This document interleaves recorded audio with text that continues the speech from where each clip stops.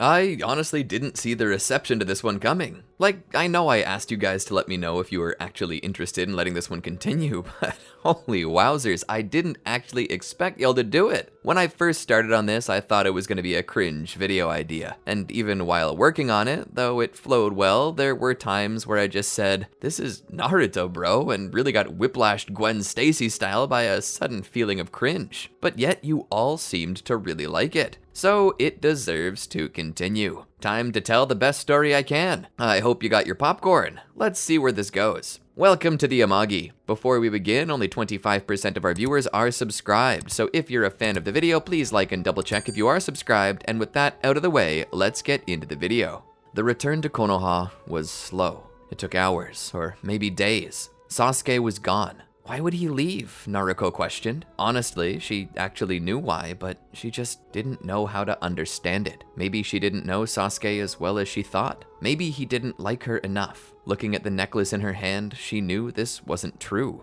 He liked her. That kiss was so real. It wasn't faked. It wasn't a lie.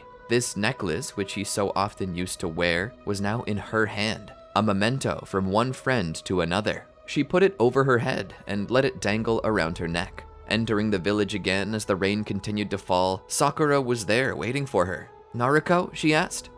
He wouldn't listen, Naruto said through her tears. Even the downpour couldn't hide them. Sakura hugged her tightly. It's okay, she said. You did your best. The village had taken a hit, but it still stood. The Hokage, attacked, was mortally wounded and was currently in the hospital resting.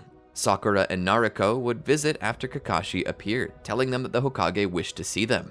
As they entered the hospital room and saw the Hokage laying on a bed, their hearts sank with worry. He bid them to come closer with his hand. Lord Third, are you okay? Sakura asked. Hiruzen smiled. I think I will live, he said. But how about you? He asked. Naruto looked down, avoiding eye contact. Sakura, looking away, spoke. Not so good. So it's true. Sasuke left with Orochimaru. You knew? Sakura asked. Hiruzen nodded. The only reason I live right now is because he cut a deal with Orochimaru.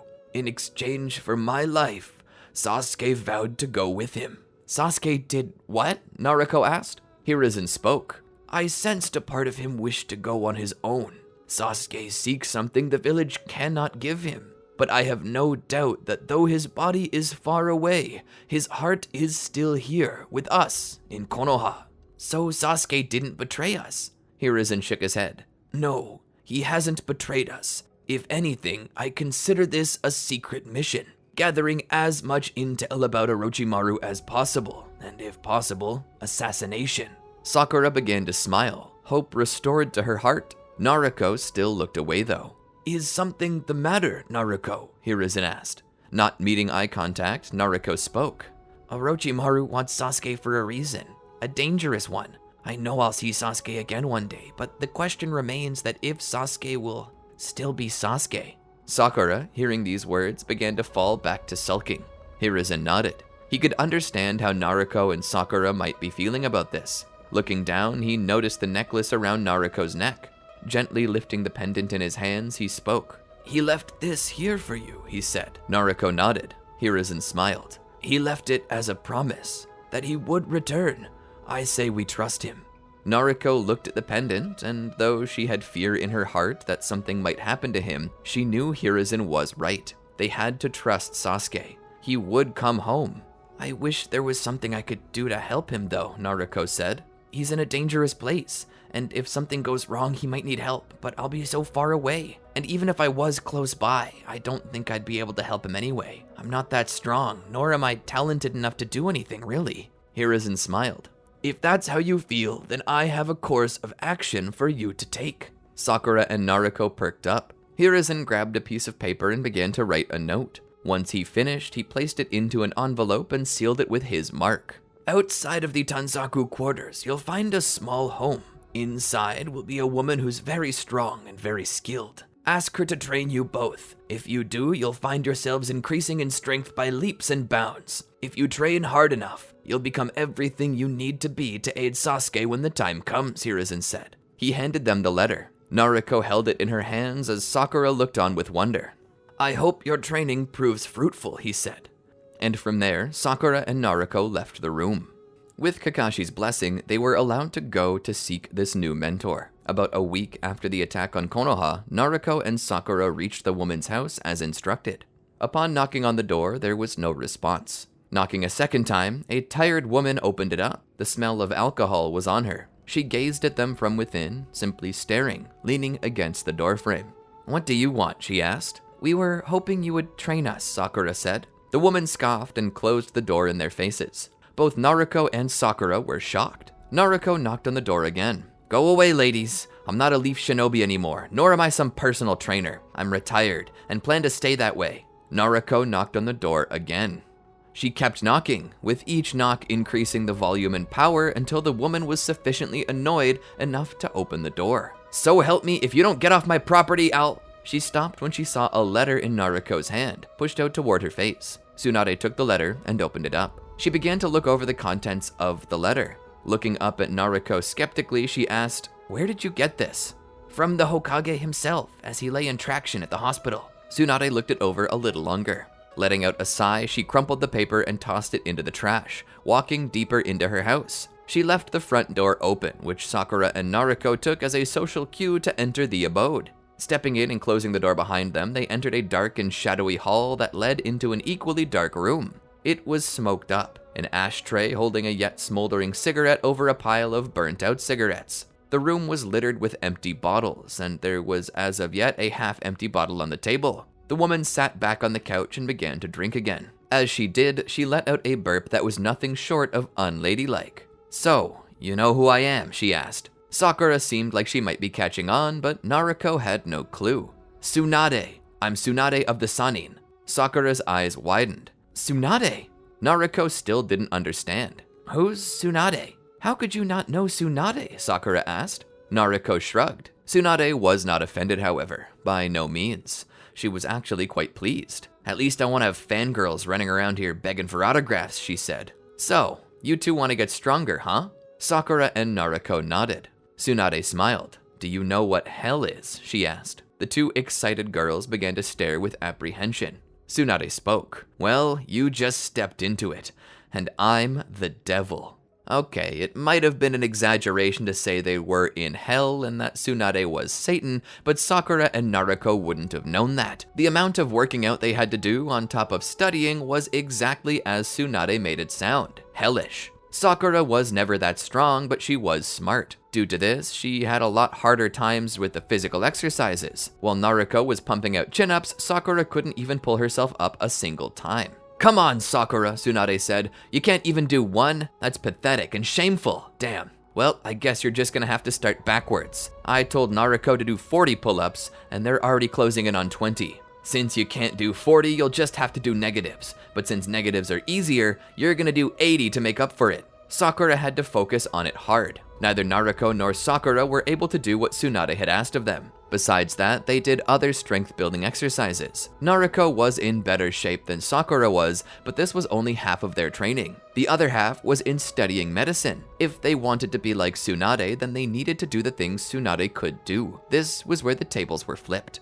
Sakura breezed through her studies, impressing even Tsunade, but Naruto, she displayed little to no potential for being a great physician. From the very start, Tsunade knew that being a medical nin was not the destiny of Naruto Uzumaki. However, this didn't mean that she didn't still make Naruto study hard. Unlike most others, a doctor knew where every weakness in the human body was, what was most dangerous, and how to strike it to achieve desired results. And even if Naruto could never heal these things with the same skill as a fully trained medical nin, as Sakura would one day be, she could at the very least know where these things were, what they did, and the best way to attack them to make use of every advantage. If there was no grace in her attacks, then it would have to be force she relied upon. The most brutal kunoichi Konoha had ever seen. That's what Tsunade wanted. But as the time passed, the two girls began to grow up. They were here for quite a while, and little girls don't stay little girls. Tsunade was proud. They were everything a kunoichi should be. Smart, beautiful, and deadly. They were even closing in on their strength of 100 seal.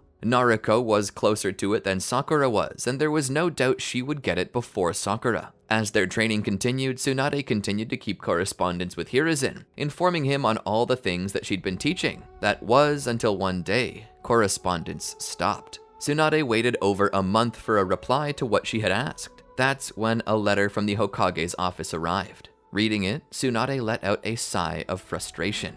Hiruzen passed away, Tsunade said. What? How? Tsunade spoke. He was an elderly man, not to mention that the wounds he suffered during the attack on Konoha during the Chunin exams never properly healed. It left him in a weakened state, and he died of complications. I'm told it was peaceful and in his sleep, but I guess a part of me began to believe the old buzzard would live forever. I'm very sorry for your loss, Sakura said.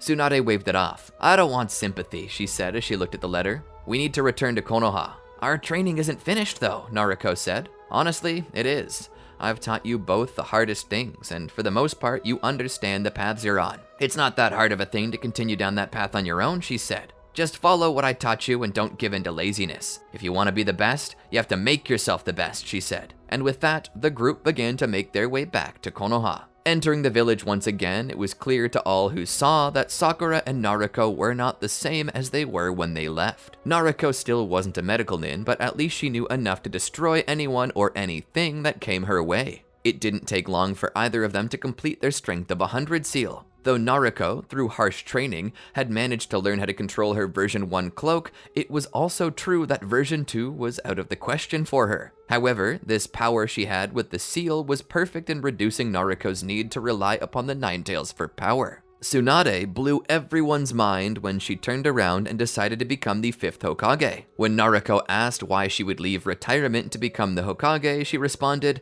Hiruzen's death wasn't something either of us didn't see coming. He expressed his desire that I should replace him, and said that I would offer the strength Konoha needed when he was gone. And despite initial protests, I couldn't deny his charm. He always could talk me into and out of almost anything. If only his heart weren't so large, he might have been able to use that charisma to talk the entire world out of 2 separate wars. Though Sakura and Naruto got to rest for a brief while, it didn't mean missions weren't still coming in. This led to Naruto and Sakura being sent to rescue the Kazekage from 2 members of the Akatsuki, but they failed to do so. However, due to the selfless sacrifice of one woman, the mission was salvaged and Gaara was rescued. Due to this, the hunt for the Akatsuki grew even more dire. Eventually, 2 more members of the group were located. However, the hunter teams were eliminated by the Akatsuki members, resulting in the demise of Asuma Sarutobi. This was a hard time for the honorable grandson, as Asuma was the last person alive that Konohamaru was related to. Naruto remembered how she saw him sitting on a bench, just looking down. Approaching him, she tried to offer comfort the same way her motherly instincts used to. However, Konohamaru was a good bit older now. He was the same age Naruto was when she left to train with Tsunade. Despite being so young, he was still a shinobi, and as such, Naruto couldn't baby him anymore. But that didn't mean she wouldn't be there. Like an older sister, she sat there beside him. While the birds chirped in the background, Naruto spoke. You know, you're not alone. Without Asuma, I am alone, he said in a tone that didn't seem sad, but spoke as a matter of fact. I no longer have any family. I'm the legacy of the Sarutobi main clan. If I die, we might be extinct. All of our clansmen, our blood, has merged into other clans. I'm the last true Sarutobi, he said. Naruto then spoke. Yep, a lot of that going around, she said. Konohamaru looked at her in confusion. I'm the last Uzumaki, and Sasuke's the last Uchiha. And don't even get me started on the Haranos. Some clans are has-beens, and then others simply never were. How can you say that so casually? Konohamaru asked. Naruto looked over at Konohamaru. You're a boy. You probably wouldn't understand. Try me, he said. Well, for instance, I'm a girl. Do you know what happens when a girl marries a guy? What? Konohamaru asked. The girl tends to take the guy's name. That doesn't have to be, though. No, it doesn't, Naruto said, but it will be. Either way, someone's clan will be finished. I dearly hope that one day I and Sasuke will be married. And when we have our first kid, the question will come up. Are they going to take the Uzumaki or Uchiha clan name? One of our clans will go extinct, Naruto said. And I know Sasuke won't let it be the Uchiha. Where are you going with this? Konohamaru asked. Naruto looked at the boy and spoke. It's simple. Clans die. The wind almost seemed to stop blowing as a heaviness came into the air. Naruto's eyes met Konohamaru's again. Does that bother you? She asked. Some things simply don't last forever. And even clans one day cease to exist. There's no shame in it. There is if you let yourself be the last of your clan. Who will be around to judge? At that point, nobody will know my name or even care. What I'm saying is, don't let the responsibilities of being the last male heir trouble you. Some things happen and you can't change them. You don't live for your name. You live for you. And if your name changes, if your clan is absorbed into another, or if your bloodline ceases here, then there's no shame. You lived. Everything in this world dies. Man, woman, and yes, even family names. But the spirit lives on. That's what you pass on. Leaning forward, she spoke. You said that you're alone and that you don't have a family anymore. But ask yourself this, does blood define who my family is? Or is it something more? Leaving Konohamaru befuddled, Naruto grabbed the fellow's chin and kissed his cheek like some big sister. You're still super strong, Konohamaru, she said as she began to walk away. Never forget that. Konohamaru sat there, face red as blood, trying to comprehend everything his mind and heart were saying. After this, Tsunade summoned Naruto to her office. As you know, the threat of the Akatsuki grows more dire with each passing day. They seem to be targeting tailed beasts, and that means you too will likely be a target. Naruto nodded with understanding. As such, I need you to learn another technique to defend yourself from them. What is it? Naruto asked. Tsunade provided her with a small scroll. It's called the Rasengan. It's a powerful technique, but it's been lost to time. The one who developed it has sadly passed away, and it's up to you to recreate it. Within this scroll is everything I think you'll need. Naruto took the scroll. You should be able to learn this technique here in the village. Good luck. Naruto offered a bow and left the room. That was when Jiraiya came back in. Why didn't you let me teach her? Jiraiya asked. There's a number of reasons I won't let you teach her. Jiraiya rolled his eyes. She's a little too young for my taste, Sue. You know that. Tsunade nodded. I do. And that's why I want her to do it herself. I want her to not just learn this technique, but study it. Come to learn about the people who made it. Jiraiya smirked. You really have mellowed out in your old age. Shut up and get out of my office. Naruto followed the scroll and its information until she found herself in a large tower in the middle of the village. By some miracle, it had not been destroyed. Not by the Nine Tails, nor by Orochimaru's Konoha Crush operation. Walking in, she witnessed the Uzumaki clan's symbol on the ground. It felt a little hypocritical feeling the way she did after telling Konohamaru not to worry about his clan, but a part of her did feel sad that no longer would a child of the Uzumaki walk these floors after her. This place had become a repository for many Uzumaki techniques, but there was one above all that needed to be learned, and strangely enough, it was developed by a non-Uzumaki. Why was such a technique located here if it wasn't developed by one of the clansmen? That was the question. As she searched the scrolls and journals, she eventually found information on it. She was astounded to realize that this technique was formed by Minato Namikaze, the 4th Hokage. This must be a powerful technique if the 4th Hokage created it. The longer she practiced it, the more it became obvious that she was missing something, and she didn't know what. Namikaze was a ninjutsu genius, but he was horrible with expressing his ideas in words. As she looked for more information regarding this technique, she came across the Journal of Kushina Uzumaki, which was referenced as having information on the Rasengan. And indeed it did, explaining that the spiral that makes the Rasengan must be as three-dimensional as the sphere itself. After all, you aren't making a disc, so what makes you think the swirling should be flat? But the more she read this journal, the more it became obvious. The story it told was a love story between Minato Namikaze and Kushina Uzumaki. At this revelation, it all made sense. Minato was married into the clan, so his technique was added to their store of scrolls.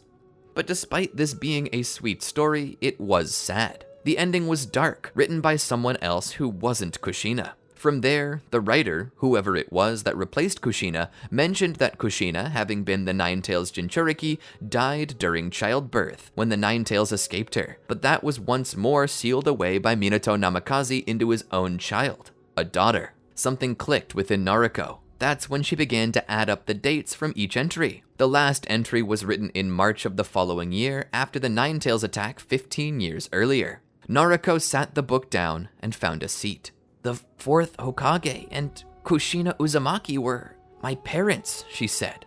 She then understood why Tsunade sent her on this trial. Not just to learn a technique that could help her, because there were so many other techniques that would suffice.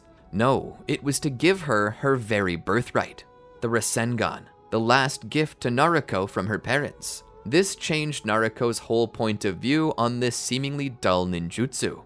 It was just a ball of chakra. How could it be so important? Well, now she knew. It wasn't just a technique, it was her technique. A technique developed to protect the Ninetales Jinchuriki. Minato had thought he created it for Kushina, but she never got to use it. So no, it was created for Naruto.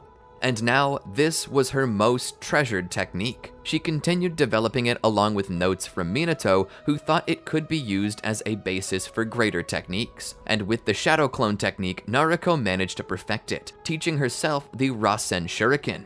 With it, she managed to destroy Kakuzu, while Shikamaru destroyed Hidan. After this, Naruto rested. Word came around eventually that Sasuke had destroyed Orochimaru and was now searching for Itachi. When Naruto heard it, she celebrated with joy, she and Sakura both. Time continued to pass, and it was known that Sasuke had killed Itachi. However, despite that, Sasuke wasn't home. A week passed, then 2, then a month. Something began to feel as though it were wrong. More and more time passed, and Naruto and Sakura began to worry. What if Sasuke was killed too? Sakura questioned. Don't even say it.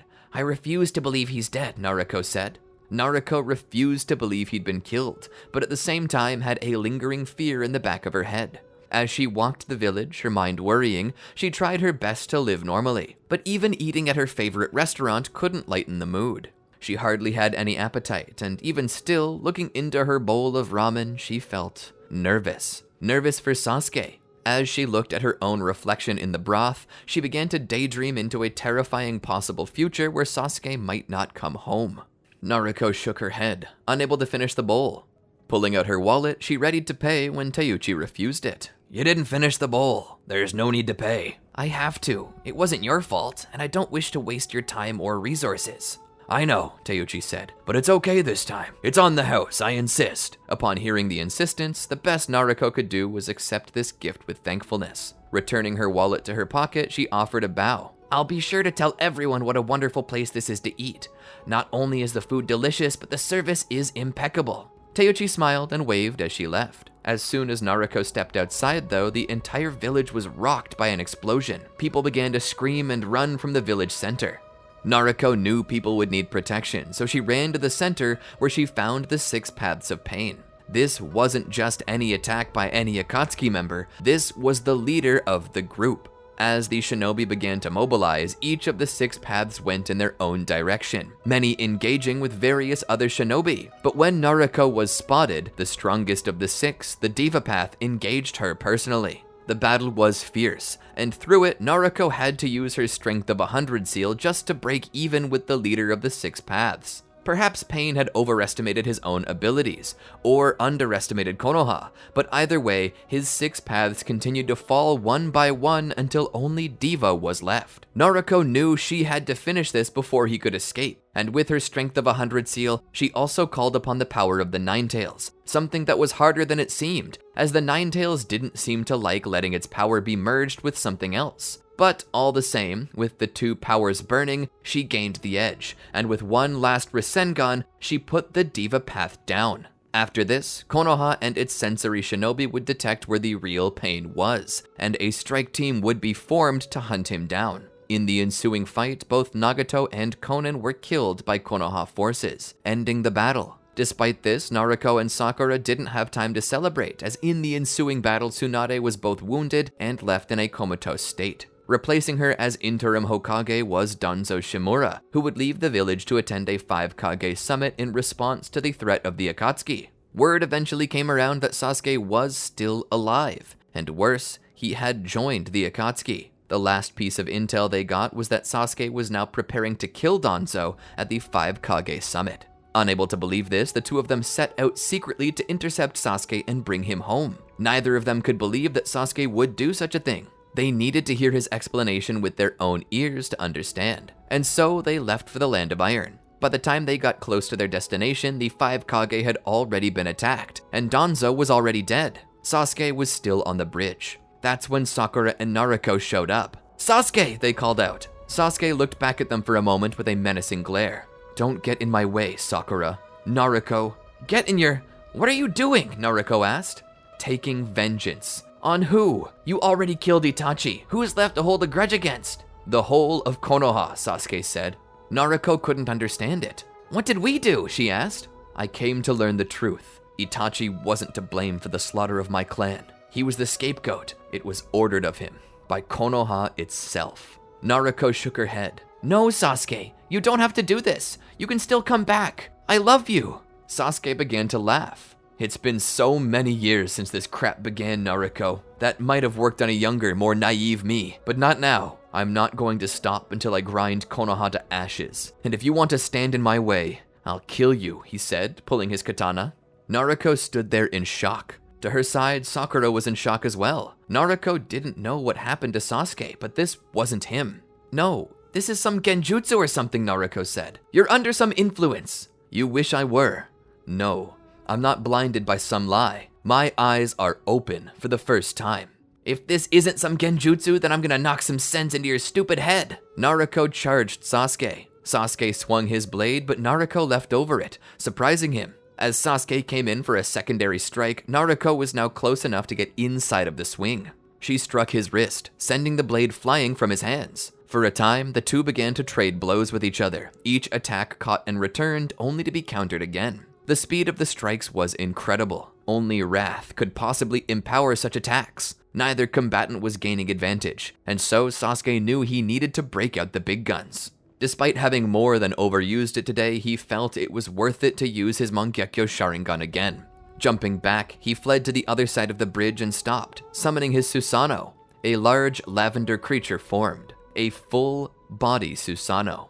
It formed a crossbow on its arm and began to fire. Naruto ran toward the Susanoo. As it fired, Naruto dodged to the side. The bridge was struck and began to fall apart behind her. Sasuke attempted to slow Naruto down with Amaterasu as his Susanoo recharged, but Naruto threw her jacket into the flames to catch them before they hit her. Realizing that Sasuke had some form of heat vision, she began to prepare for more of that. When another volley of Amaterasu flames began to head her way, she dodged skillfully. The Susanoo, aiming again, realized that with the bridge collapsing behind her, Naruto would have to keep running forward, so he aimed just a bit ahead of her. If he struck the bridge there, she would have to fall.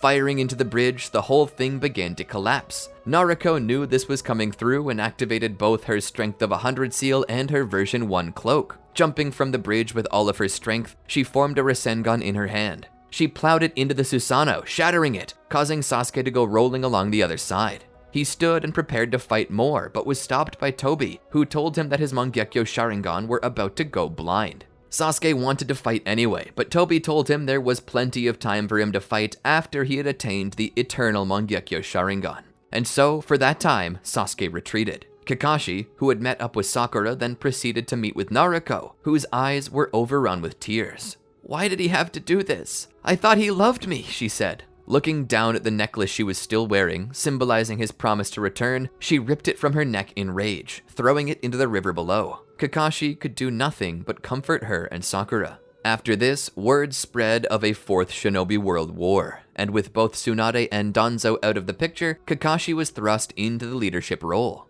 As the war began in earnest, Sakura and Naruto would be quick to join. Together, they helped weed out Zetsu spies in their midst. They further helped to seal many of those that Kabuto had reincarnated. But elsewhere, Sasuke, despite his resolve to destroy Konoha, was caught off guard as he prepared to attack. He found Itachi's impure world reincarnation. The two did battle again, but when Itachi told Sasuke the truth about what was holding him to this world, his regret that it was his fault that Sasuke was seeking out to destroy it, he gave Sasuke an explanation of what really happened. Sasuke heard it but was still skeptical. Itachi knew this, but as he was fading to dust, knew he needed to change Sasuke's mind. He couldn't let his little brother continue down this path. It was time to let go. Summoning his crow, he let it cast Koro Amatsukami on Sasuke to convince him to let go of his grudges. Telling Sasuke where Kabuto was hiding, he tasked his brother to defeat him and undo the impure world reincarnation. To do this, he taught Sasuke something, the counter to the Izanagi, a powerful technique that would ensure Kabuto had no choice but to agree. And so, meeting with Kabuto, Sasuke would cast Izanami on Kabuto using his left eye. Though that eye went blind, Kabuto was stopped and the seal was broken. But it was too late by this point, as the Ten Tails had awakened. By the time he reached the battlefield, Tobi, or Obito, had already been defeated, and he reached Naruto. Naruto saw him coming and entered a defensive position. Wait, he shouted, raising his hands. "Naruto, I didn't come to fight. Or at least not you," he said. Naruto cocked her head. Sasuke began to explain what had happened with him and Itachi, how he now understood what truly happened, and how he had decided to let go of his hatred. Despite this, Naruto did not trust him. For all she knew, this was a ploy. Sasuke understood. "Since I first met you, all I've ever done is test your trust. Your skepticism is warranted, but let me prove myself. Let me have a chance," he said. "Fine, but if you screw this up, you're dead." And so the two of them began to fight again. For a while they matched Madara, but after he absorbed the Ten Tails, it became too one-sided. That was until the Sage of Six Paths shared some of his power with them, giving Naruto Six Paths Sage Mode and replacing Sasuke's blinded Mangekyo Sharingan with Rinnegan. With that, they were back in the race, but as the battle continued, Naruto and Sasuke realized they weren't quick enough, and Madara cast the Infinite Tsukiyomi, which put everyone but Team 7 and Obito into a dream. But this victory didn't last long for Madara, as soon he would be killed and replaced by Kaguya. They would battle across space and time for quite a bit, jumping dimensions until Sasuke and Naruto managed to seal her away, ending the war for good. Due to Kakashi being the new Hokage, he would hear Sasuke's story and pardon him, knowing that his actions were measured against the actions of Konoha, and opting to forgive his mistakes in an effort to show Konoha's apology for what they had unintentionally done to the Uchiha clan. Peace returned. Naruto's head was spinning from the events. So much confusion, a great ninja war, the fear of losing her love, and now peace and the return of Sasuke? She understood how it got to this point, but it just felt like so many changes had happened so suddenly. Considering that the war began and ended over the span of 2 days, it did make sense. It was then that Sakura and Naruto began to speak. Sakura stood there and watched as Sasuke just stood by the monument to Konoha's heroes, Itachi's name now added. She turned to Naruto and spoke. "You know how bad it hurts me to say this, but I don't think I can deny the truth any longer." Naruto looked at Sakura with a sad look, but a solemn smile. Sakura spoke. "You and Sasuke always had a deeper connection, and perhaps I was always jealous of that, but I can't deny it anymore. He loves you, and you love him more than I ever could," she said. Naruto hugged Sakura tightly. "Sakura, you're a great friend. I know someone's waiting for you out there." Sakura nodded. "Maybe, but honestly, I always felt like Sasuke was the only one for me. If I can't have him, I think I'll just stay single. I'm a medical nin anyway. It'll be hard to raise a family and continue my work." Sakura pulled back. "Go on now, he's waiting for you." Naruto would walk past Sakura towards Sasuke. Standing there, he spoke. "I can't believe I almost killed you, just because I didn't see the full story. Despite having the Sharingan, the eye that can supposedly see truth in all things, it was only after blinding it that I actually saw the truth. I'm sorry," he said. Naruto took his hand in hers and turned his face to her own. "It's okay, Sasuke." She kissed him. From here, they had a happy life, eventually marrying and having 2 children, Boruto and Sarada. And despite Sakura being adamant that she would never marry, after tending to Shino after an injury he sustained on mission, love actually blossomed between the two. She had never liked bugs and found them scary. Perhaps that's why she never considered Shino. But after realizing that even butterflies were insects, she began to see the beauty in his abilities. The two of them would marry. And somewhere in the afterlife, Hagoromo was watching and said, "Damn, my sons married each other." Alright, maybe that last bit didn't actually happen. Naruto and Sasuke aren't actually Indra and Ashura the same way that they're not actually Hashirama and Madara. If they were, then the souls of Indra and Ashura, if they were inside of Naruto and Sasuke, would be unavailable, and then Madara and Hashirama could not be reincarnated with impure world reincarnation. But honestly, it is at least a funny way to end this story. Let's be honest. Considering how many kissing scenes the Naruto series has between Naruto and Sasuke, and the straight obsessing they do over each other, even if it does mean something else, you can't blame someone for thinking it was just a toxic romance. But anyway, this was an interesting story to follow, and a lot more changed than I thought it might. I'm glad I got to do this one despite my initial reservations. I hope you all enjoyed it too. And if you did, be sure to let us know in the comments. Don't forget to like, subscribe, and do all that other good stuff. And check out these other videos from our channel while you're at it. Until next time, peace out.